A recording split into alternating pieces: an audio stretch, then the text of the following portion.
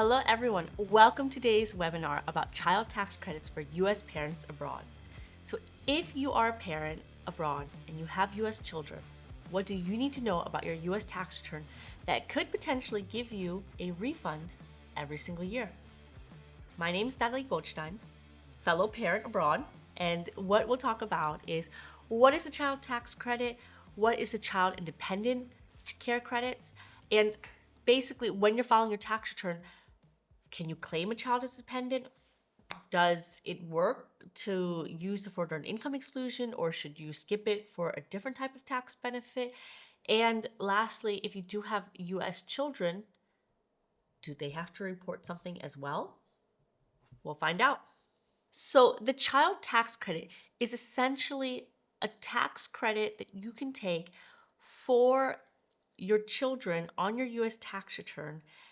And it's split up into two different parts. There is a first layer, and that is a non-refundable credit. So it will just lower your US tax bill, and that is what the child tax credit is called. So the non-refundable portion is the child tax credit. So if you can claim children in your US tax return, you can get up to a $2,000 non-refundable credit. So if you owe taxes of $2,500, you can have a tax credit of $2,000 US dollars. But if you don't owe any taxes, you don't get this $2,000 as a refund. Rather, you get a portion of it. So this is why we say it has two layers. It has, the full non-refundable portion, which is $2,000. And then for the 2024 tax year, you can get up to $1,700 of that $2,000 as a refund. So that amount changes, or I guess it seems to be changing every single year. You'll see on the next slide. But basically, if you have children under the age of 17 with a valid social security number that you can claim on your tax return, you could have anywhere from a $2,000 non-refundable credit, which is a child tax credit, or potentially if you owe no taxes, you can have a $1,700 refund. Yes, a refund. So even if you do not work in the US, you do not earn money in the US, you do not pay US taxes, the US government may still give you up to $1,700 per US child under the age of 17 as a refund on your tax return. Pretty good information, I would say. So how much are the credits? Like I said, the amounts kind of change every single year. You see it on the screen. So because it's potentially possible to still get up to your 2021 refund, we have listed all of the different amounts that have been attributed to the child tax credit since tax year 2021. In 2021, a lot of things were a little bit different because of COVID, but if you had a qualifying dependent under the age of 18, you could have gotten anywhere from $3,000 to $3,600 as the first layer, the non-refundable child tax credit. And the refundable child tax credit for expats, right? So for people that were not living in the US for the majority of the year, it was only a refundable amount of $1,400. In 2022, if you had a qualifying dependent under the age of 17, under 17 is the normal rule. It was just a little bit different in 2021, but it went back. So in 2022, a qualifying dependent under the age of 17, you had a non-refundable amount of $2,000, so the normal $2,000, and then you could potentially have $1,500 as a refundable portion. And then for 2023, the non-refundable portion was the same, $2,000. However, the refundable portion increased to $1,600. And again, it's increased for 2024 to $1,700. So I guess eventually, a couple more years, it's going to get to the full $2,000, but they haven't decided to move there yet. So for 2024, non-refundable first layer child tax credit, $2,000. If you don't owe taxes, you can get up to a $1,700 refund per qualifying child under the age of 17 on your US tax return. So who's actually eligible to claim this? There are a couple income requirements. So you do have to technically have earned income. So you need to have at least $2,500 of earned income. You need to have more than that, actually, right? So earned income is your worldwide wages. So if you have US wages, if you have foreign wages, that all is considered earned income. Now, The kind of tricky part is self-employment income, because only self-employment income that is subject to US self-employment tax counts as earned income. So if you have US self-employment income that you pay US self-employment tax on, that also counts the net profit as earned income. However, if you have foreign self-employment income and you live in a country with a totalization treaty such as Germany, and you do not end up paying US self-employment tax on your German self-employment income, you cannot include your German self-employment income as earned income in the calculation of earned income for the purposes of the child tax credit. I know, kind of disappointing. It's a little bit weird, right? I think it's one of those rules that are probably not so thought out from the IRS, because if you had wages, it doesn't matter if you pay Social Security taxes on, your wages or not, because foreign wages count. But for the purposes of self-employment, they are very strict to say that if you exempt your self-employment income from US self-employment tax, you cannot count it as earned income. So when you are in that situation, just know that it's usually more advantageous to not pay self-employment tax, because self-employment tax is normally higher than any refund you would get from the refundable child tax credit. So most people will forego the refundable child tax credit and they will opt to not pay self-employment tax. Of course, maybe you try to dip into both buckets, right? So you could opt then to pay self-employment tax. Obviously, it's 15.3% of your net profit. So it is a good amount to have to pay. However, just keep in mind that that does contribute to your US Social Security benefits account. So that means that if you have over 40 credits, or if you have 40 credits of Social Security benefits and you can earn up to 4 credits per year, you could get US Social Security benefits when you retire. So paying self-employment tax is not all bad.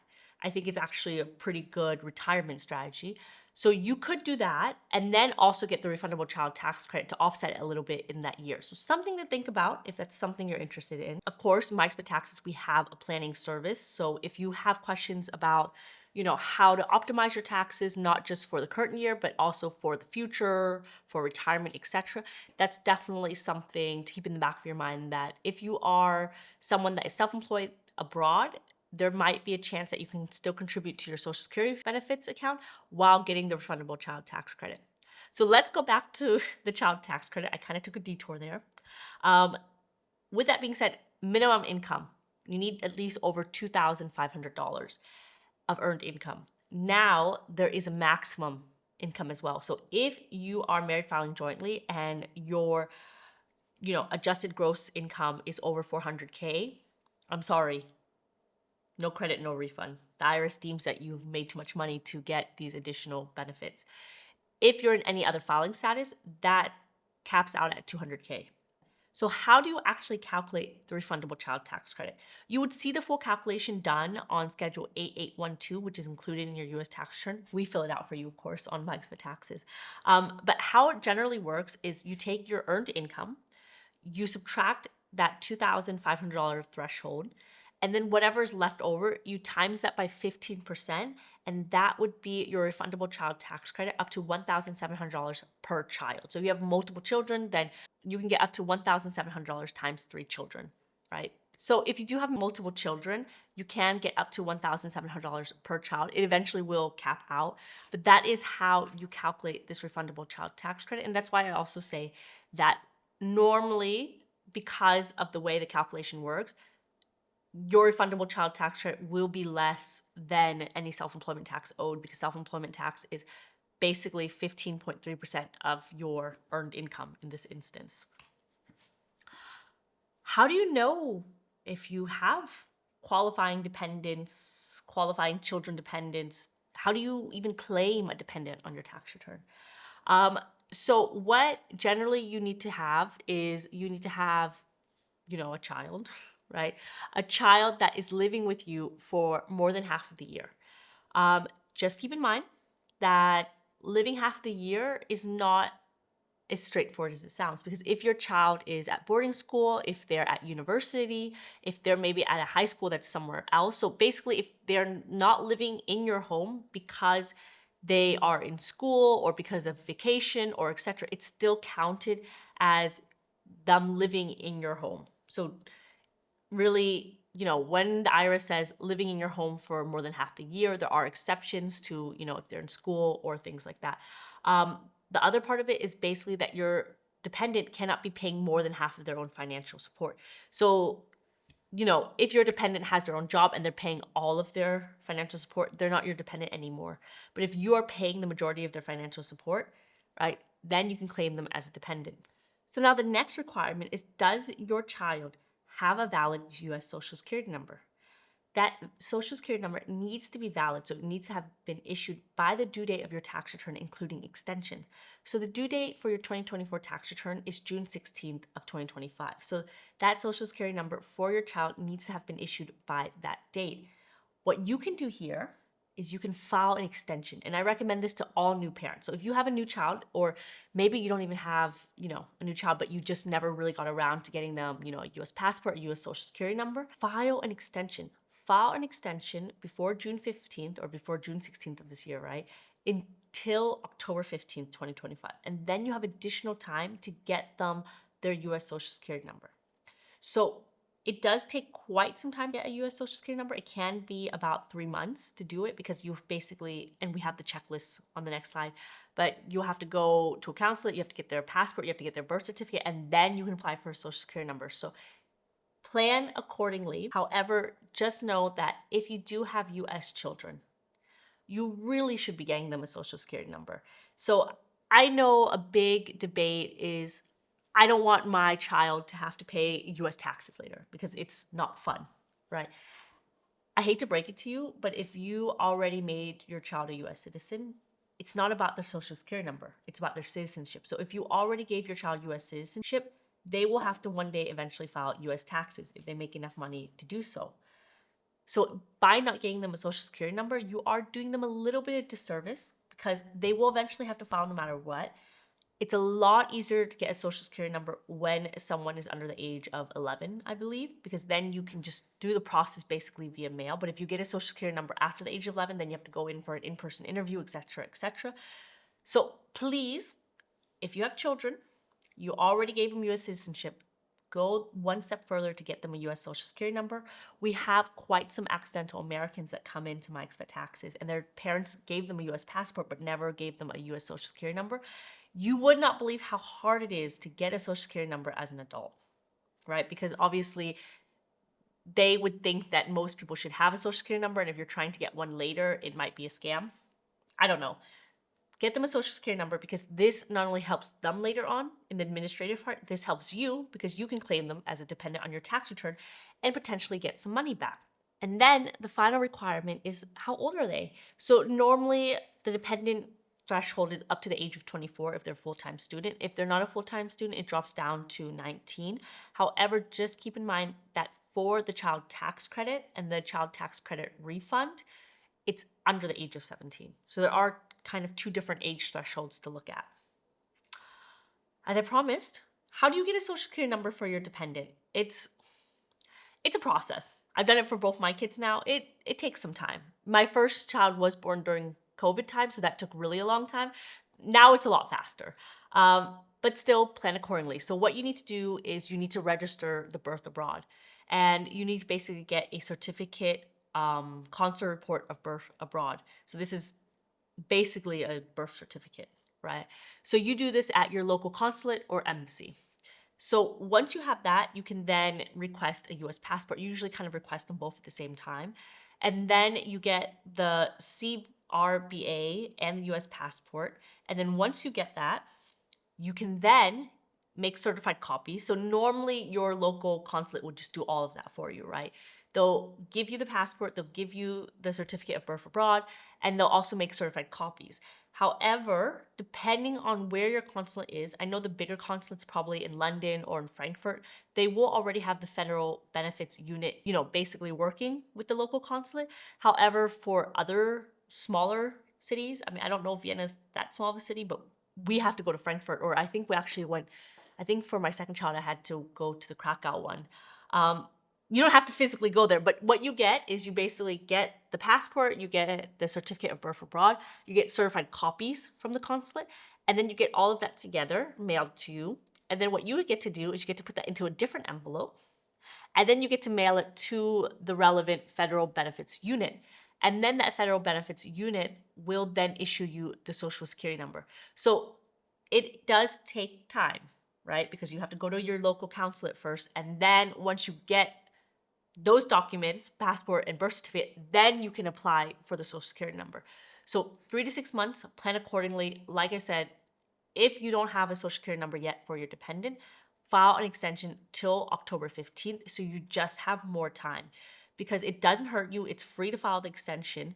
And if you don't do it and then you get the Social Security number in July, you can't claim them on your 2024 taxes anymore. It's too late.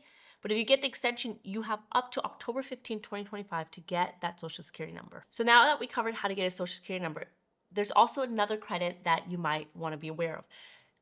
I don't necessarily think all expats need it because most expats don't end up owing taxes. However, if you do pay US taxes because maybe you have US source income or you don't pay a lot of local income taxes where you live, look out for the Child and Dependent Care Credit.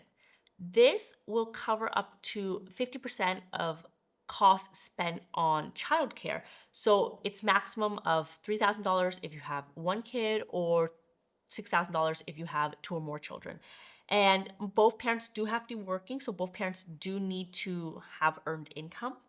And basically what you can then do on form 2441 is you can say, okay, these are my expenses for daycare, for preschool, for after school programs, for in-home care providers, for day camp, et cetera, et cetera. And then you can claim, as I mentioned, a certain amount of credit based on how many qualifying expenses you have, how much children you have, and what is your adjusted gross income. I do want to call out that if you are married filing separately, you cannot claim this credit, right? Because obviously they don't know then what your spouse and if your spouse is working or not. And then because of COVID, right, in 2021, so many people had to have their children stay home and not be in school. It was a refundable credit because there was obviously a lot of childcare expenses. When you are filing this form, something to keep in mind is you will be asked what is, the federal EIN, so basically what is the tax identification number of your child care provider. There is an option to say that, they are abroad, and there is none. So it's also eligible for those are using non-US types of childcare providers. So as you go to file your US tax return, right, there's a lot of different forms. So couple things as you're filing as a parent abroad, just keep in mind is you should be having Form 1040 and any of the additional schedules. What's really important is that you see Form 8812 in your tax return, right, for claiming these child tax credits. So we talked a lot about, if you have children under the age of 17, but if you have other types of dependents, right, or you have children that are 17 or over, you could still claim the child and other dependent credit, which is up to $500 of a non-refundable credit. So just look for that schedule 8812. If you don't see that schedule in your tax return, it might be because you're using the foreign earned income exclusion, which is the next, form you see in the slide on the screen. And we'll get to it in the next slide, but this could be a reason you don't see schedule 8812. In any case, if you're filing a US tax return, the other forms that you see on the screen are normally also somewhat present. Either form 2555 or 1116 for a foreign tax credit, 8833 if you're claiming tax treaty benefits, and of course, if you have to file an FBAR or the FATCAT form, A938. So just, so you familiarize yourself a little bit with the multiple different forms that are included in a US tax return. So what did I mean here with the foreign earned income exclusion and its effect on your tax return? So if you are using the foreign earned income exclusion, and this is probably one of the most common expat tax benefits to use because you can exclude up to $126,500 of foreign earned income on your US tax return, it actually can hurt you if you're a US parent, right? And that is something I think is really important to know as you do your tax return. It's not always about getting to zero taxes owed. That is not full optimization. Yes, a lot of tax softwares might be able to get you to zero taxes owed. MyExpatTaxes will go one step further. We're going to say, what does your tax return look like using the foreign earned income exclusion or using the foreign tax credit approach? Because it can be possible that by using the foreign earned income exclusion, you hurt yourself and you are not eligible for refunds like the refundable child tax credit. So even the foreign earned income exclusion is normally used, and it can be helpful. So like for 2021, it can help you get a lower adjusted gross income, which can be good for stimulus payments or maybe for student loan interest repayments. However, it will make you immediately ineligible for the refundable child tax credit. So if you use it, you cannot claim the $1,700 refund. However, you can actually use the foreign tax credit approach instead. And foreign tax credit approach Form 1116, it will also normally help most expats that are living in higher income tax countries to get to zero taxes owed. Obviously, if you live in a country with lower income taxes like, Singapore or Switzerland, it might not be an option for you to use the foreign tax credit approach. But for those that are living in Germany or France or, the UK, or even Australia, New Zealand with higher income tax rates, this approach is probably more beneficial as a parent abroad because one, it helps you accumulate foreign tax credit carryovers for the next 10 years, which can be very useful down the road. It also makes it easier if you're still contributing to your US individual retirement account so that you have more taxable compensation. However, the most important is it will get to you to normally zero taxes owed, but it'll also help you get the refundable child tax credit. Because if you don't use the foreign earned income exclusion, you could still be eligible for the refundable child tax credit. But if you use Form 2555, you can't get it, can't get the refund. So that's why if you don't see Schedule 8812 in your tax return, but you have children that are US children with valid Social Security numbers under the age of 17, look in your tax return. Do you have Form 2555 in there? If you do, that's the reason you're not getting a refund. And what you can do is you can still amend the past 3 years up to 2021, right? This runs out by June 15, 2025, but you can still amend technically the past 3 years of tax returns. You can switch away from the Form 2555 and go to 1116 and then claim any refunds you were due. So MyExpatTaxes will help you do that, of course, if that's something you'd like to do. Just keep in mind that if you are looking to switch, you will have to revoke any usage of Form 2555, which means you can't use it again for 5 years. So we'll close up on, handling children on a US tax return with what do your children have to report, right? What are they liable for in terms of reporting? If they have assets, do you report that on your tax return? How do you handle all of that? So the first thing is the FBAR. If you do open up accounts for your child because you're, helping them save for their future life, etc., which is amazing, just keep in mind that if your child has foreign financial accounts in their name, right, and the combined maximum balance is over 10,000 US dollars, they have to file their own FBAR. You have to report those accounts because you probably have signature authority or you're a joint account owner. You have to report that on your FBAR.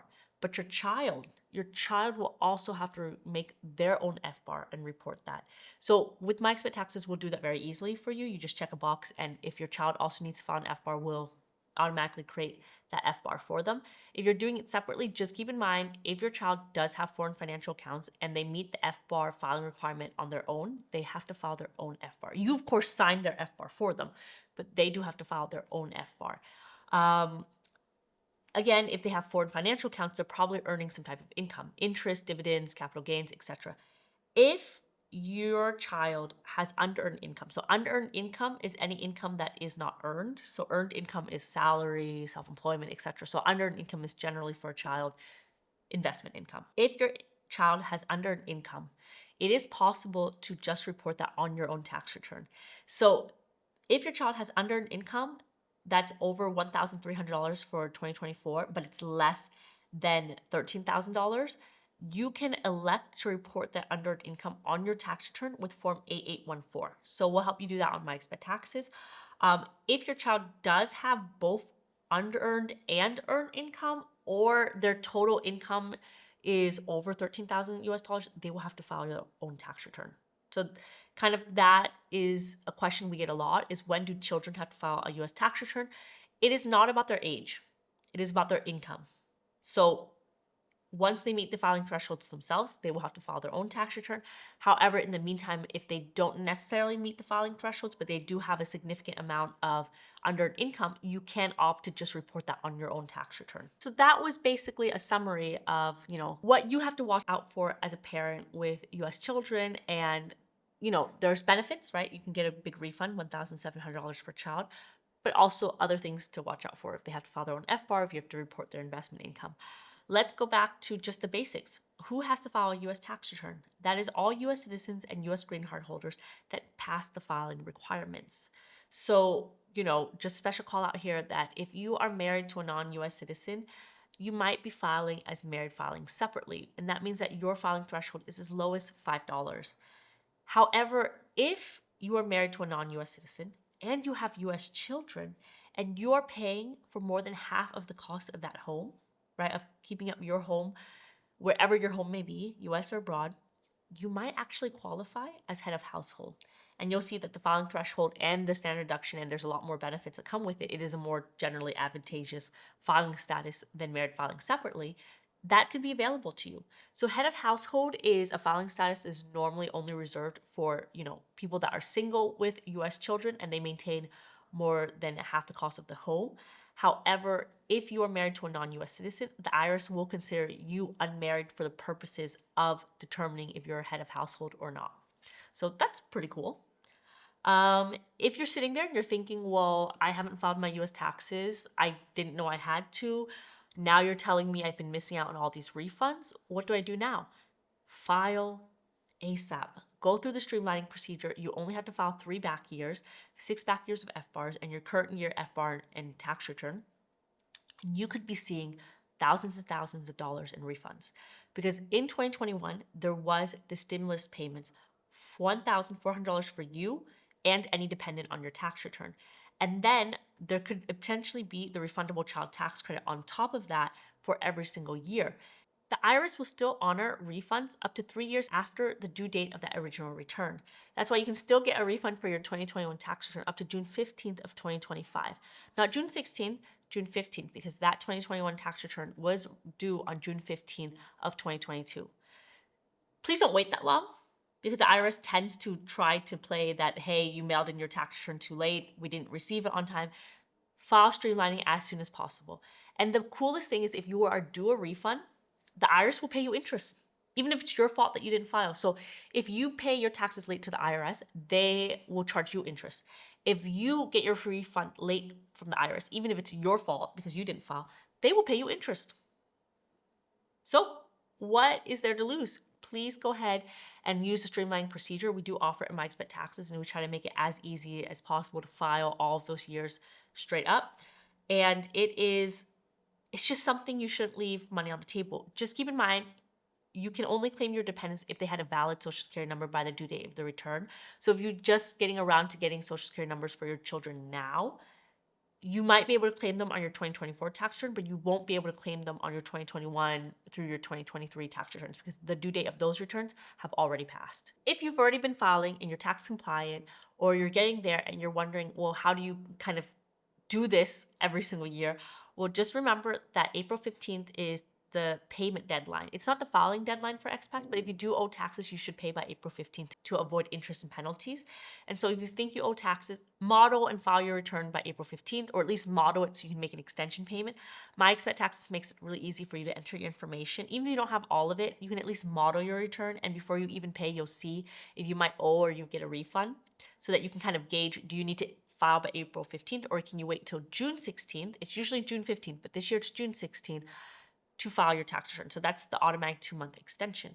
Of course, as I mentioned, especially if you're trying to get a Social Security number for your children, make sure to file an extension before June 16th of this year so that you have time until October 15th to file your tax return.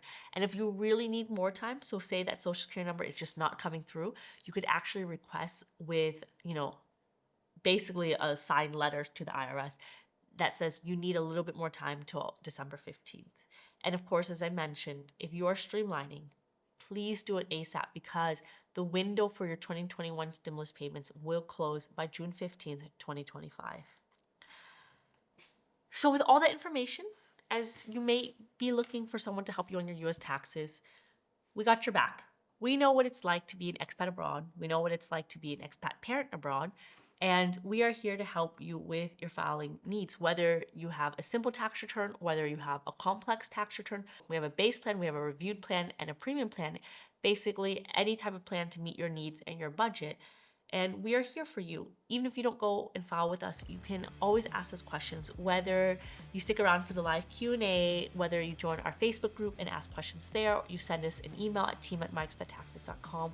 It doesn't matter. We are here for you. Taxes are complicated, and we try to make it as simple as possible so you can just live freely as an expat as you should be. So thank you for tuning in, and I hope you found some good information in there for yourself.